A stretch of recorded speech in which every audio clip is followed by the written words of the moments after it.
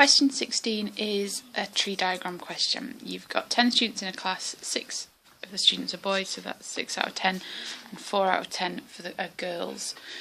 3 students are picked at random, so we're going to have 3 branches to our tree. So we've got first child, second child, third child. And the options each time are girl or boy. So we're going to have girl, boy, girl, boy, girl, boy, and we're going to have to do that on each branch.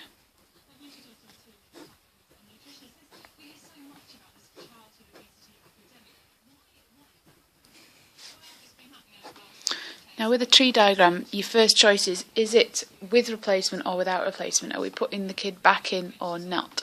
Now if we're forming a team, we can't have the same kid because otherwise you just have one person forming a whole team, which obviously isn't going to work. So it's without replacement.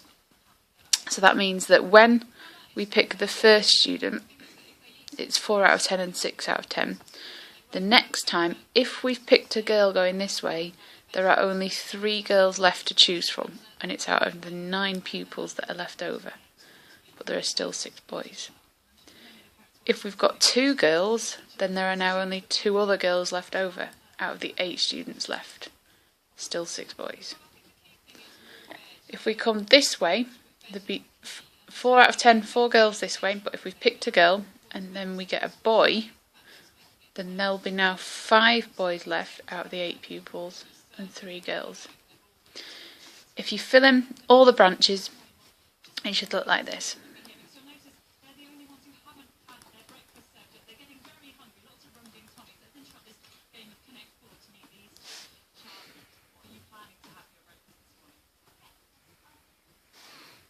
The probability they want us to work out is that the team consists of 1 girl and 2 boys. So I'm going to look for all the places where I've got 1 girl and a boy and a boy. So this is 1. If I go here, for example, this one, girl, girl, boy, that's no good because it's 2 girls and 1 boy. Boy, boy, girl. Boy, girl, boy. So there are 3 possibilities. So what I need to do is work out each of these branches. To work out the branches, I've got to multiply along. So I've got to do here 6 out of 10 times 5 out of 9 times 4 out of 8. 6 times 5 is 30, times 4 is 120. I know 8 times 9 is 72, times 10 is 720. Tree diagrams are nice because the base is the same, so I know these are both going to be out of 720, I just have to work out the top. For this branch here, I've got 6 times 4 times 5. So that's 5 times 4 is 20, do it the easier way, and 6 times 20 is 120. And this one, you've got 4 times 6 times 5. It's actually all the same numbers over and over again, just in different orders. So they're all 120 out of 720.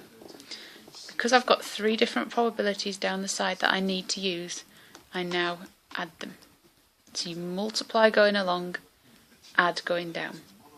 So when I'm adding going down, it's going to stay out of 720. I've got 120 plus 120 plus 120. Which is 360, and actually that's just half.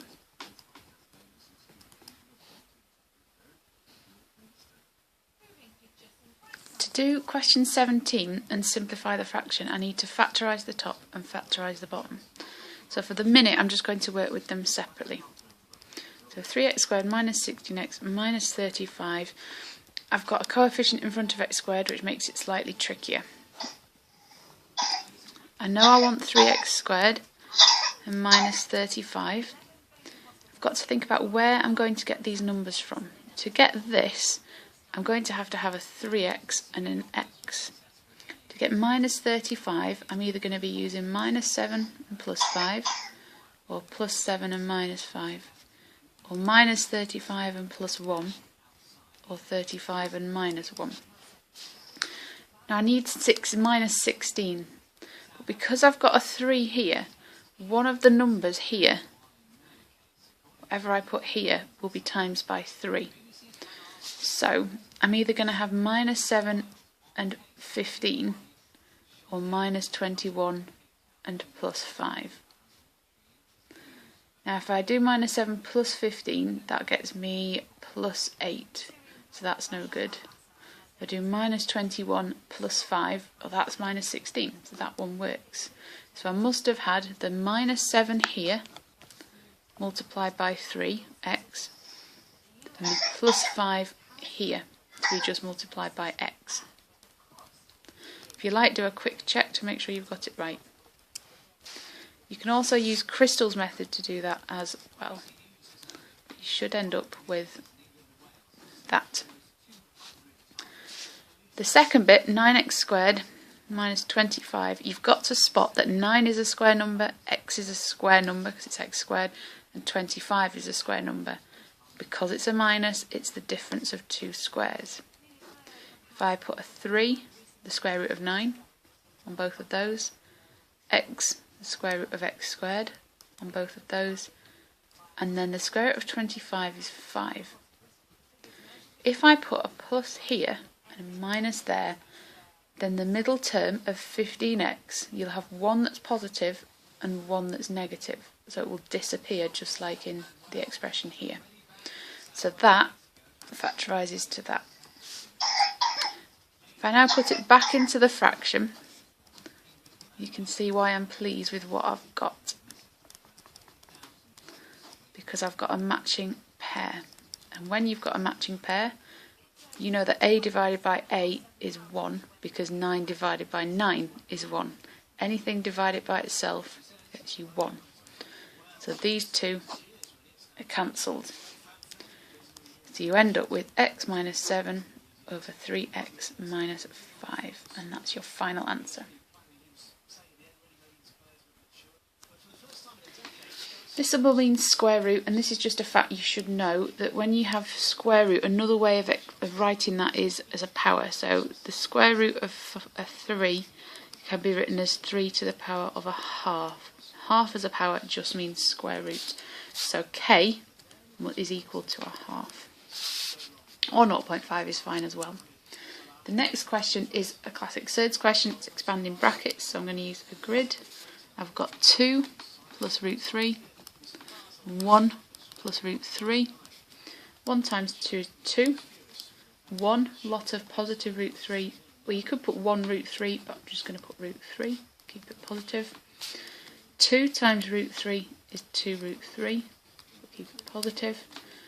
Root 3 times root 3 becomes the square root of 9, but you know that that's 3. So altogether, I've got 2 and 3, which makes 5, and 2 root 3 positive plus root 3 is 3 root 3. If you look, they wanted it in the form a plus b root 3, so we know that a is 5 and b is 3.